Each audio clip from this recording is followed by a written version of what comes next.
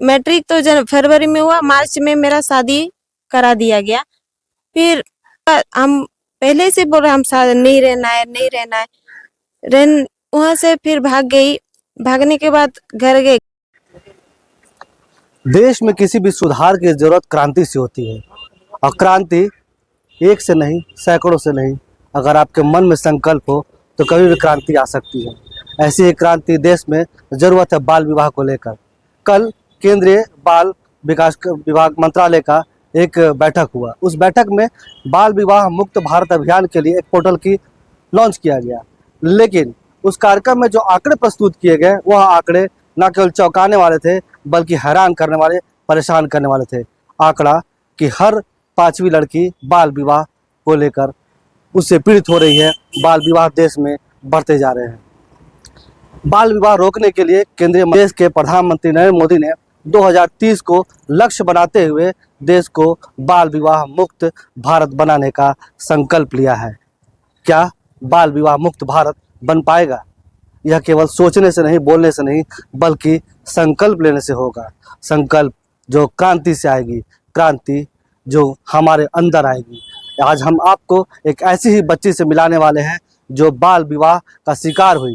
परिवार ने उसका आर्थिक सामाजिक परिस्थिति को देखते हुए बाल विवाह कर दिया, कच्ची उम्र में शादी कर दी।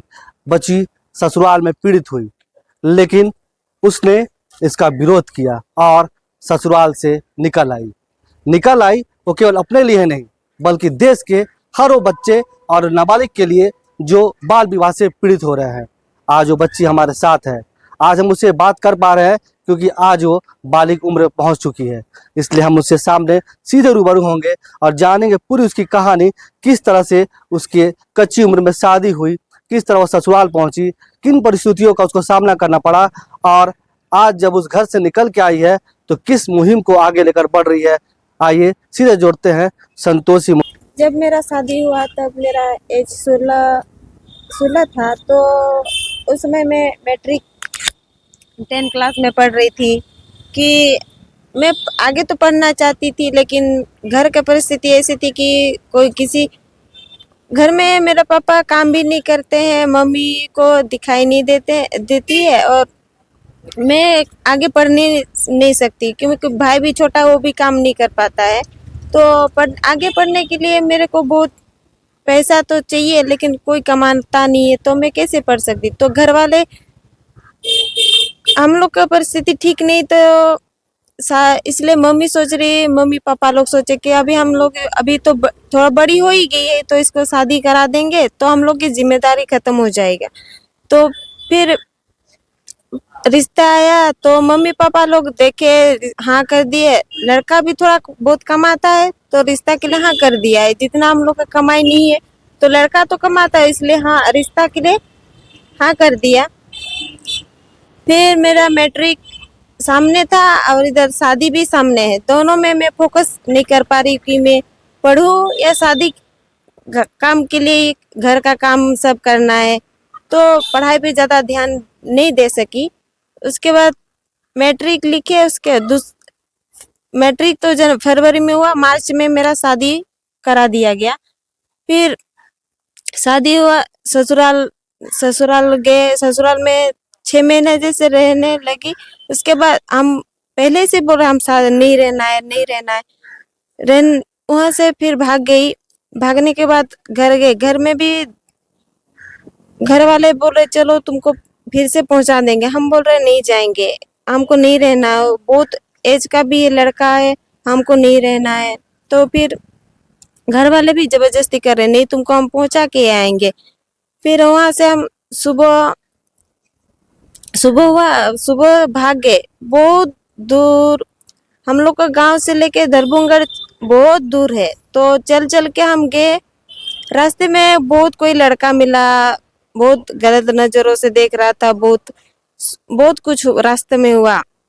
उस सबको मैं पार करके उन लोग से लड़ी, भाग के मैं राकेश सर के वहाँ पहुंची, जो दरभंगगढ़ में रहते हैं, वहाँ पे गए।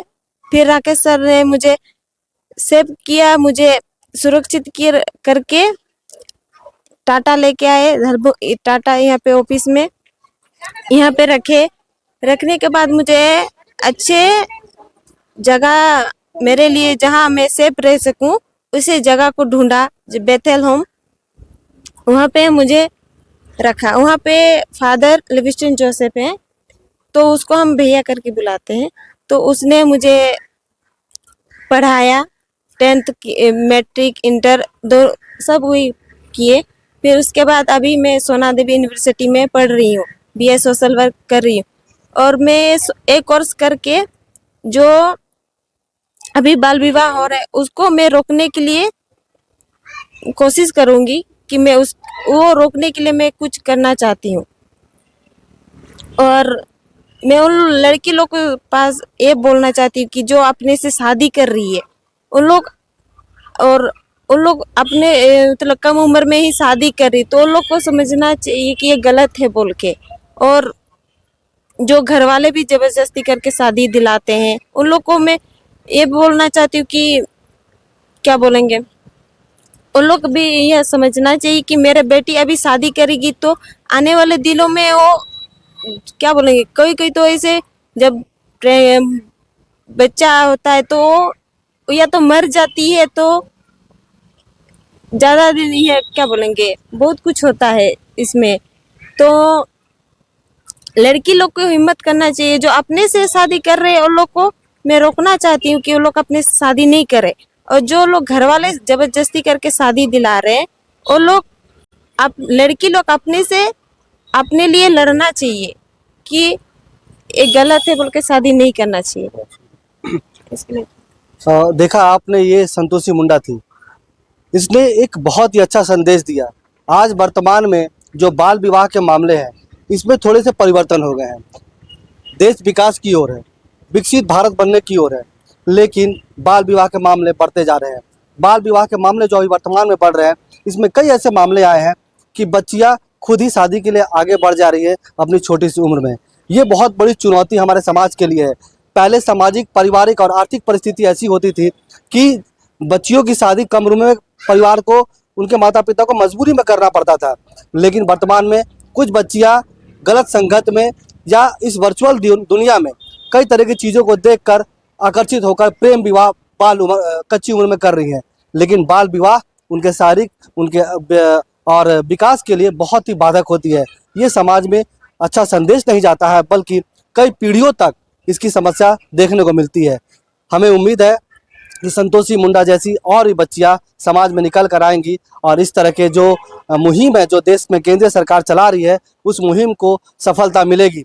आपको बताना चाहेंगे कि इस मुहिम में देश भर के 250 से भी ज़्यादा गैर सरकारी संगठन जो है मिलकर काम कर रही है। उसी में से एक है जमशेदपुर का आदर्श सेवा संस्थान, जो पिछले 30-40 वर्षों से इस क्षेत्र में लगा हुआ है बच्चों के उत्थान के लिए, बच्चों के विकास के लिए और बाल विवाह जैसे, बाल मजदूर जैसी जो मामले हैं उसके रोकथाम के लिए काम कर रहा है।